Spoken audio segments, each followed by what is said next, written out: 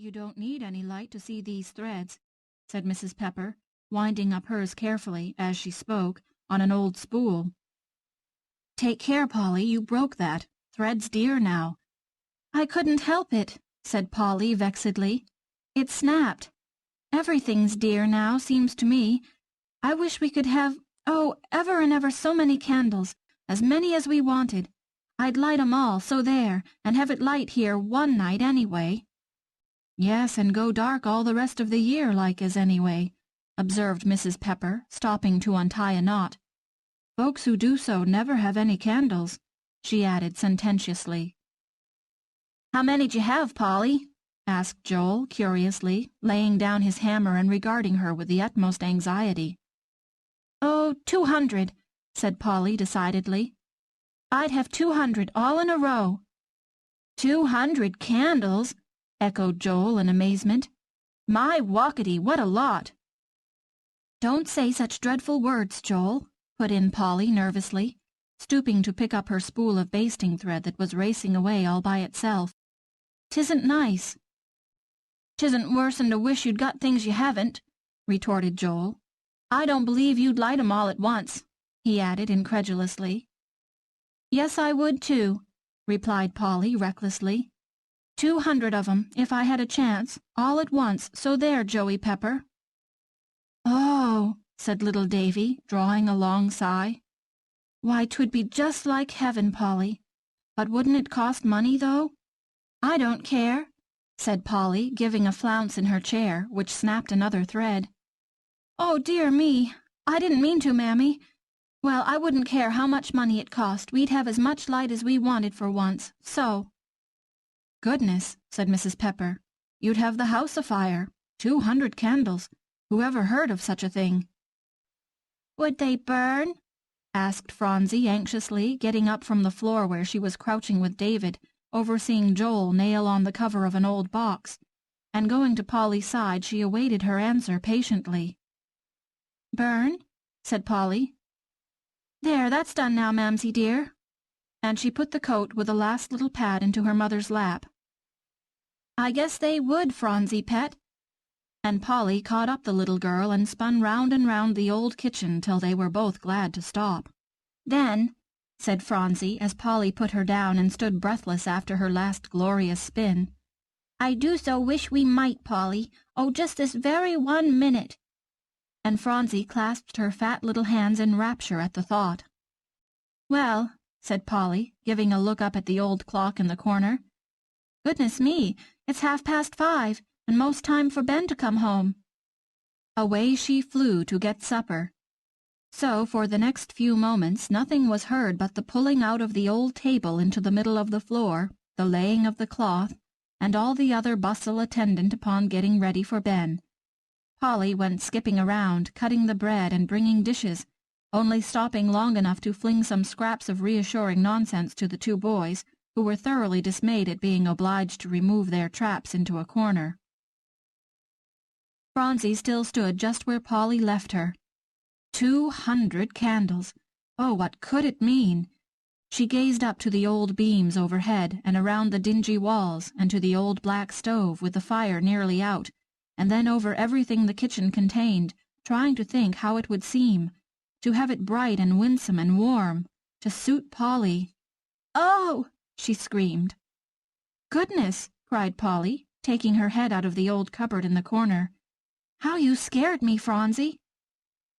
"Would they never go out?" asked the girl gravely, still standing where Polly left her. "What?" asked Polly, stopping with a dish of cold potatoes in her hand. "What, Phronsie?" "Why, the candles," said the child. "The ever and ever so many pretty lights." "Oh, my senses!" cried Polly with a little laugh. "Haven't you forgotten that? Yes. No, that is, Phronsie, if we could have 'em at all, we wouldn't ever let 'em go out." "Not once?" asked Phronsie, coming up to Polly with a little skip, and nearly upsetting her, potatoes and all. "Not once, Polly, truly?" "No, not forever and ever," said Polly. "Take care, Phronsie, there goes a potato. No, we'd keep 'em always." "No, you don't want to," said Mrs. Pepper, coming out of the bedroom in time to catch the last words. "They won't be good tomorrow. Better have 'em tonight, Polly." "Ma'am," said Polly, setting down her potato dish on the table and staring at her mother with all her might. "Have what, Mother?" "Why, the potatoes, to be sure," replied Mrs. Pepper. "Didn't you say you better keep 'em, child?" "'Twasn't potatoes at all," said Polly with a little gasp. "'Oh, dear me, here's Ben." For the door opened, and Phronsie, with a scream of delight, bounded into Ben's arms. "It's just jolly," said Ben, coming in, his chubby face all aglow and his big blue eyes shining so honest and true. "It's just jolly to get home. Supper ready, Polly?" "Yes," said Polly. "That is, all but—" and she dashed off for Phronsie's eating apron. "Sometime," said Phronsie, with her mouth half full when the meal was nearly over, "we're going to be awful rich. We are, Ben, truly." "No," said Ben, affecting the most hearty astonishment. "You don't say so, chick." "Yes," said Phronsie, shaking her yellow head very wisely at him, and diving down into her cup of very weak milk and water to see if Polly had put any sugar in by mistake, a custom always expectantly observed. "Yes, we really are, Bensie, very dreadful rich." "I wish we could be rich now, then," said Ben, taking another generous slice of the brown bread, "in time for Mamsie's birthday." And he cast a sorrowful glance at Polly. "I know," said Polly. "Oh, dear, if we only could celebrate it." "I don't want any other celebration," said Mrs. Pepper, beaming on them so that a little flash of sunshine seemed to hop right down on the table, "than to look around on you all. I'm rich now, and that's a fact." "Mamsie doesn't mind her 5 bothers," cried Polly, jumping up and running to hug her mother, thereby producing a like desire in all the others, who immediately left their seats and followed her example. "Mother's rich enough," ejaculated Mrs. Pepper, her bright black eyes glistening with delight, as the noisy troop filed back to their bread and potatoes. "If we can only keep together, dears, and grow up good, so that the little brown house won't be ashamed of us, that's all I ask." "Well," said Polly in a burst of confidence to Ben after the table had been pushed back against the wall, the dishes nicely washed, wiped, and set up neatly in the cupboard, and all traces of the meal cleared away, "I don't care. Let's try to get a celebration somehow for Mamsie." "How are you going to do it?" asked Ben, who was of a decidedly practical turn of mind, and thus couldn't always follow Polly in her flights of imagination. "I don't know," said Polly, "but we must, some way." "Pooh, that's no good," said Ben disdainfully. Then seeing Polly's face, he added kindly, "Let's think, though, and perhaps there'll be some way." "Oh, I know," cried Polly in delight. "I know the very thing, Ben. Let's make her a cake, a big one, you know, and—" "She'll see you bake it," said Ben, "or else she'll smell it, and that'd be just as bad." "No, she won't either," replied Polly.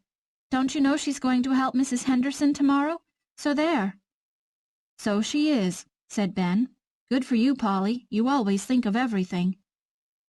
"And then," said Polly, with a comfortable little feeling in her heart at Ben's praise, "why, we can have it all out of the way perfectly splendid when she comes home.